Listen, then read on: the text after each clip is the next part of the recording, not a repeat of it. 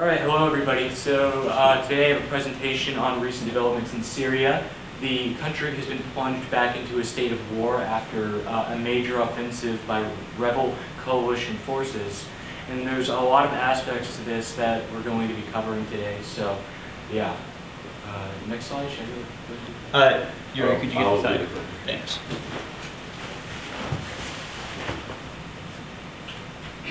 Okay, so with this new situation, the rebels launched an offensive in Abbott province, which borders Turkey, into the Aleppo province, which is the place with the second largest city in Syria, which was also one of the epicenters of fighting over the past decade, was rapidly captured in just a shock offensive, and in which regime forces rapidly collapsed.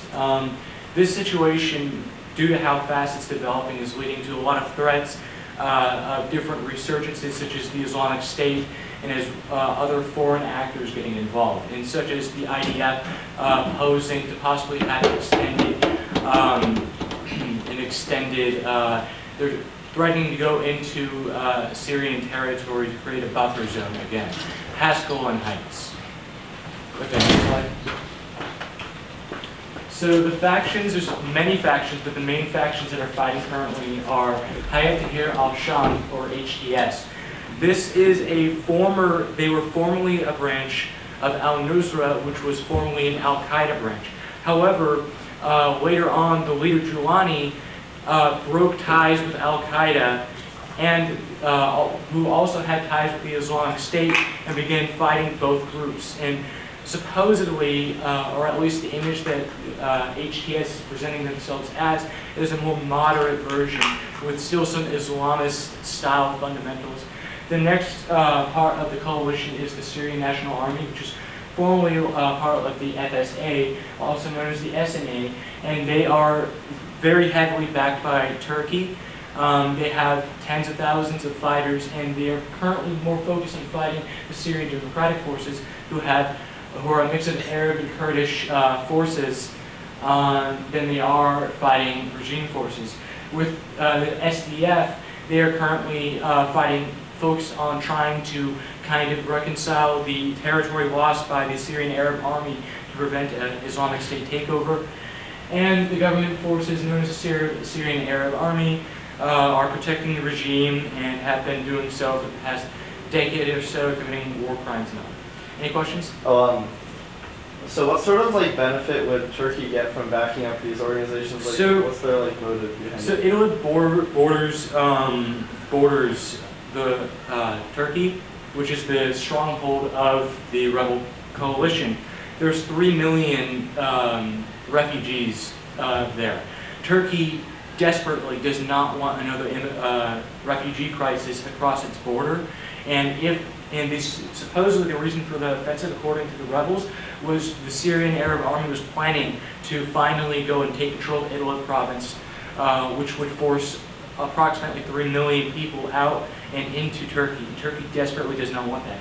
The other reason is because they want to combat the YPG and other Kurdish forces in Rojava in northern Syria, because they draw a correlation between the SDF and YPG to the PKK, separatists, in southern Turkey. Any other questions? All right, let's move on. What allowed this to happen? So, like I said, it was a preemptive offensive to prevent Idlib province being taken over by the Syrian Arab Army. The reason why the Syrian Arab Army has collapsed so quickly is because they're unsupported by their allies, such as Hezbollah, who was critical in preventing a rebel takeover in the 2010s, as well as Russia and Iran, and as well as Iraqi militias. All of these groups were critical in propping up the Assad regime and preventing its downfall after the beginning of the revolution. However, with them being preoccupied in Lebanon, in Gaza, in Ukraine, and Iraqi militias being bombed by American forces as they crossed in, none of the groups are willing to help Assad's regime, meaning very limited help for the Assad regime, and meaning a very rapid collapse of their lines, also due to Syrian Arab Army corruption. And the risk, again, this poses just the fact that so many extremist groups are going to have an opportunity to go ahead and take massive parts of Syria if some of the larger groups such as HTS and the SDF are unable to prevent that. Okay, next slide. So there's a lot of foreign actors involved, obviously Russia, Hezbollah, Turkey, and like I said, one of the critical things about Syria is it is used by Iran as a supply route to Lebanon to supply Hezbollah in order to resist Israeli occupation. However, with rebels closing on the city of Homs, which is a crossroad in the heart of Syria between Damascus, Aleppo, and connects the coast to Latakia and Tartus. It means if they lose Homs, which they're very close to losing Homs, it will completely cut off Hezbollah from access to weapons and also the Assad regime from any help from Hezbollah. It also could lead to, I left this part out, it could lead to the IDF creating a buffer zone, like I said, past Golan Heights. At least that is what they're threatening to do if they advance past Homs. But we'll have to see if that's even a viable option.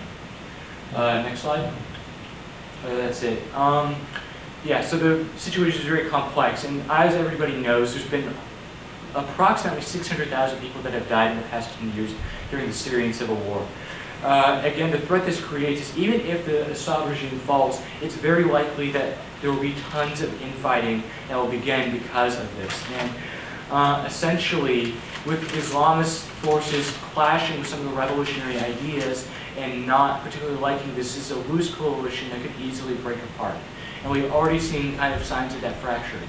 So this situation could easily spiral out of control and expand into Iraq, in which the Iraqi army has positioned itself along the border with Syria in case of this, as well as into Lebanon and Jordan.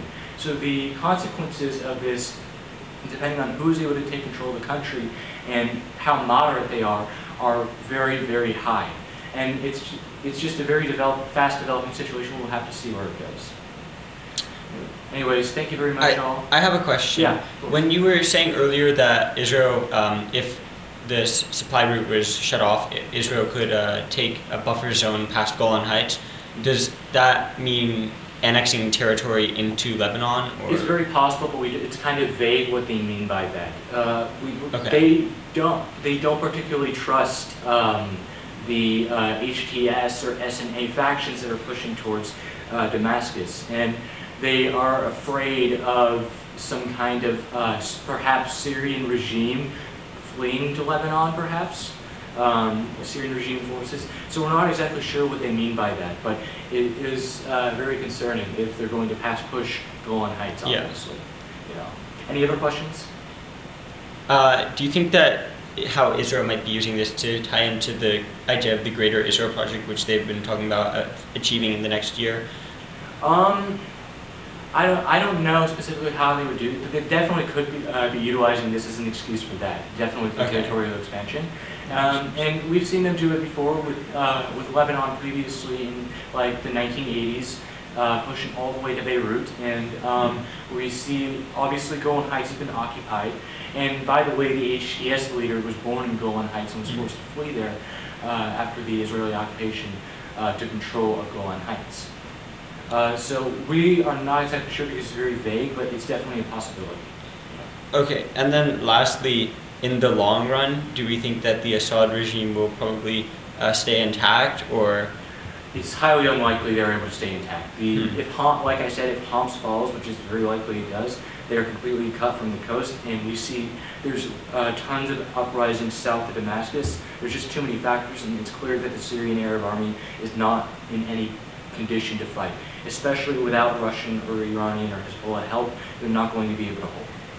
Okay, and then in that case, which of these factions do you think would be most likely to take like a militia government of the Most region? likely to take control would be HTS, but if I was to say what I prefer, I'd say it would be the SDF. That's the most moderate faction, major faction in Syria, in my opinion.